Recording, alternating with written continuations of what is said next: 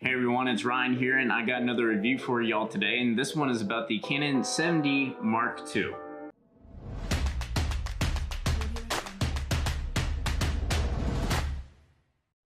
Okay, so I'm just going to preface this video by saying that there are some things that make this camera geared more towards wildlife and sports photography, but you can use it for just about anything.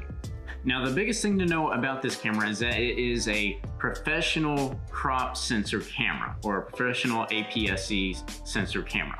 This camera has the same body as the Canon 5D series and the Canon 6D series. And because of that, that means that there's a bunch more buttons, bunch more settings, and more screens on it that give you information on how things are supposed to be working, and it gives you a lot more control over your images. But it can be overwhelming at first. When I first used this camera, I was just kind of like, whew, there's a lot of stuff going on in that camera. So you are going to have to practice it. You are going to have to read your manual. You probably will have to look up YouTube videos to learn how to use this camera. And I will say, I've had this camera for about 6 months now, and I'm still learning how to use this camera because there's just so many functions, so many settings on this thing. It will take some time. I'll probably still be learning about this camera for a good while. Also, just keep in mind, there's no more beginner's menu on this camera like some of the cheaper beginner DSLRs, kind of like my Canon SL2.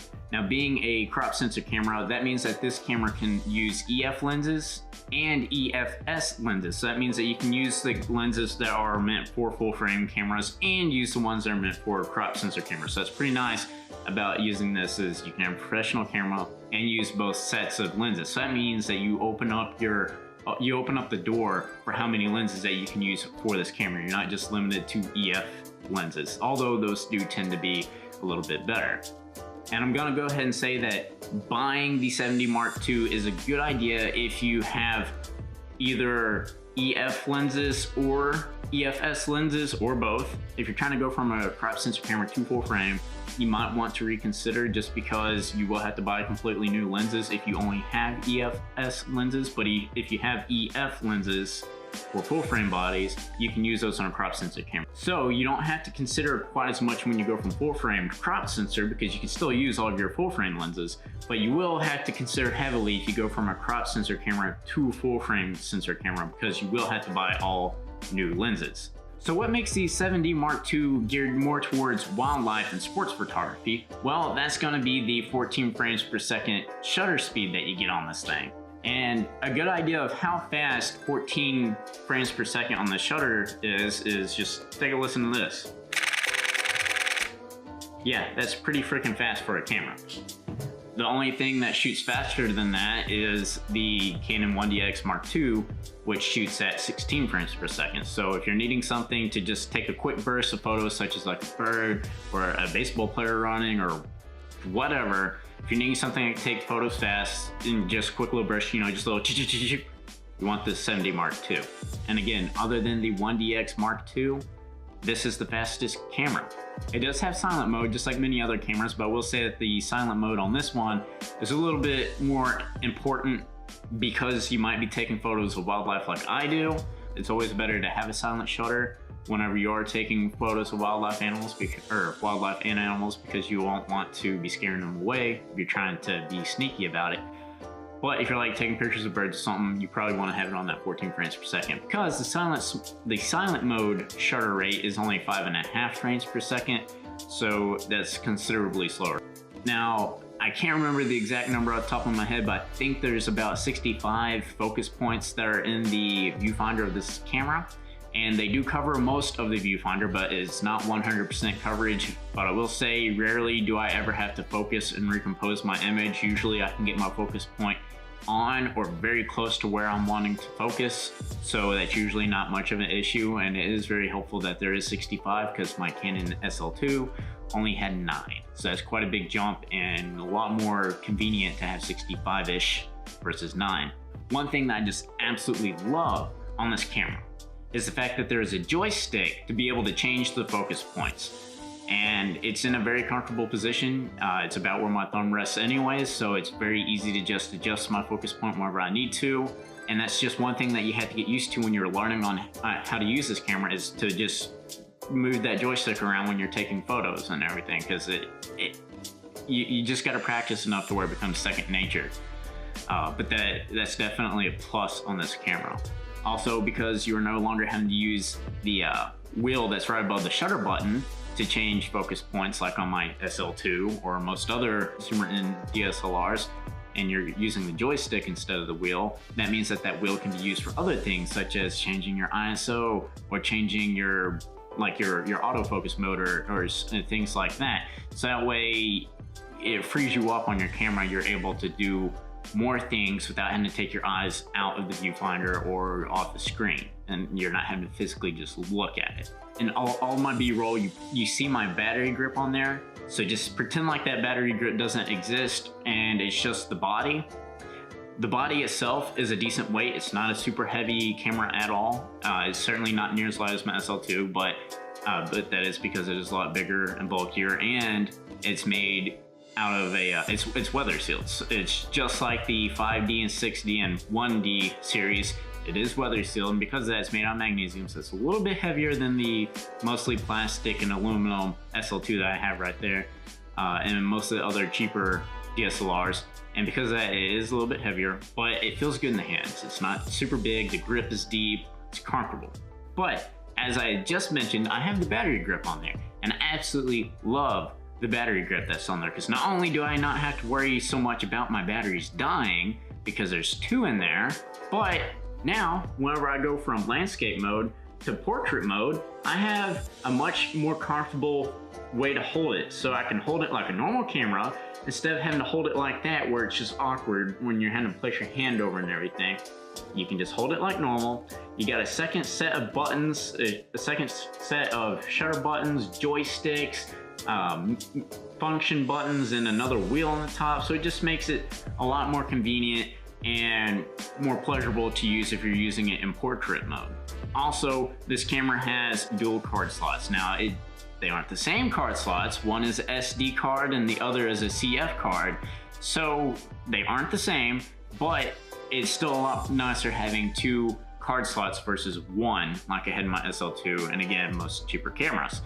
I really like that. So that way, if for whatever reason something happens, one should still be perfectly fine. And the CF card is mostly what I use anyways, because it's so much faster at exchanging data between not only the camera and the processor itself, but the CF card and my computer whenever I'm uploading images to my computer to edit. It's much faster than an SD card. The video on this camera is pretty good. It shoots at a higher bit rate than my SL2. I think the SL2 is like IBP or something like that, whereas I can't remember what the actual thing is, but the 7D Mark II shoots at all I, which I think is a better bit rate. Maybe I got them mixed up, I can't remember, but either way, it shoots at a better bit rate. I know that for sure. And it shoots up to 1080p at 30 frames per second, maintaining autofocus. One of the bad things though, it can shoot at 1080 60 frames per second, but you lose autofocus. You cannot use the autofocus system at 1080p 60 frames per second. You have to use manual focus. That's one bad thing about it. Whereas even on my SL2, though it might be a slightly lower bit rate, it still can maintain autofocus at 1080p 60 frames per second. Not a huge deal, but it is kind of a little bit of an issue. That being said though, I don't really use this so much for recording videos as I do with my SL2. I use my SL2 mostly for videos and my 7D Mark II for taking photos. So again, for me personally, not that big of a deal. And if you're looking to buy a camera for video recording, I would not recommend the 7D Mark II. If you want it for photos, especially wildlife and sports, I highly recommend it. There are some downsides about this camera, and it's mostly due to the fact that it is a crop sensor camera. And one of those things is how it handles ISO. Unfortunately, the images are not very good once you get past the ISO of 6400. At that point, it's just way too grainy. I mean, you can maybe make it work. I personally haven't been able to. I'm not the world's best photo editor or anything like that. So maybe you can get it to go above 6400. I personally can't. In my opinion, it just looks too bad past that point. And because it is a crop sensor camera, it also doesn't handle low light images very well either. Again, you get a lot more noise in there because it just can't gather as much light because it's like a fraction the size of a full frame sensor. as much as I was ranting and raving about the battery grip, when you put it on that camera, it is heavy as like that thing. I don't know, with the camera, the battery grip, and my 70-200, you're looking at a 10-pound camera, just about. So it does get heavy if you're like hiking and having to carry it for a good amount, and you can't really just lay it down whenever you want. And as I mentioned earlier, one downside is not being able to have autofocus at 1080p 60 frames per second. Not a major deal, but it is kind of sucky that that doesn't work. And as I said kind of close to the beginning of this video, there is a big skill curve with this camera because there's a lot more to have to learn than when you're using some cheapo, well not cheapo, but some basic camera like my SL2 where it had beginner menus and it kind of explained all the functions like aperture, shutter speed, ISO and stuff like that. You don't have that on the 70 Mark II, so you will have to take some time to learn this camera. One of the biggest drawbacks about this camera though is that the screen is not touch screen at all. Like you can't do nothing if you're just wasting your time touching that screen. The good thing is if you have a big nose like me and you're up looking through that viewfinder and your nose touches the screen, it's not gonna mess with anything. But if you're trying to zoom in on a picture or swipe through something real quick or adjust some settings real fast on your screen, can't do it. It's not gonna work. It's not a touch screen, it's just a regular LED screen or LCD screen, whatever. Also, the megapixels are kind of low. It only has 20 megapixels on the sensor. Even my SL2 has a 24 megapixel sensor on it. It's not the biggest ordeal, and most professionals say that you don't really even need more than 12 megapixels. It just kind of depends what you're wanting to do with it. The reason why I say 20 is kind of bad is on some of my panorama shots, I do like to make some big prints of them. So that way I can have a big 36x12 photo of the panorama shot that I took, and sometimes that can run into a little bit of issues for if you're needing to crop your image some, just because you are blowing it up to be a decent size. I mean, it's not a huge ordeal, it's just a kind of a little minor thing. And I would say overall though, I love this camera. I've been using the crap out of it for the past 6 months. I've been getting a lot of photos. It's kind of a relaxing hobby for me personally, just be able to go out, take some photos, get some nice nature shots, either of landscapes or animals. I have used it for some jobs and it works great. So like I said, though it might be geared more towards wildlife and sports, it's still good at other things. It's just not the best at those other things, such as portraits or landscape photos. And I am a part of the Amazon affiliate program, so I will have a link to this lens down in the description. Be sure to check it out because sometimes Amazon will give great deals on either just the body itself or the body and a lens, like the kit lens, or maybe a little bit better of a lens. So if you're interested in buying this camera and you're looking to upgrade from another crop sensor camera, especially, or if you're needing it for sports or wildlife photography, or just because you like it and you already have some crops like APS-C size EF lenses or EFS lenses, then yeah, click that link down below and just be sure to check it out. If you have liked my little opinionated review, please be sure to leave a thumbs up. That'll really help my video and my channel out. Also, if you want to see anything else related to photography or videography, such as more reviews or just, you know, miscellaneous things, whatever, please be sure to subscribe. I'd really appreciate that. Also turn on the bell icon or click the bell icon so we can turn on notifications, because YouTube doesn't like to give any more notifications for a reason. I don't know what that's all about. Also, if there's anything that you would like to ask or add about this camera, just be sure to say something down in the comment section. I can usually get back and reply to you pretty quick, or maybe there was something that I missed that you need to add. So you just feel free to say something down in the comment section. But yeah, that's my review about the 70 Mark II. Hope that y'all enjoyed it, and I'll see you on the next video.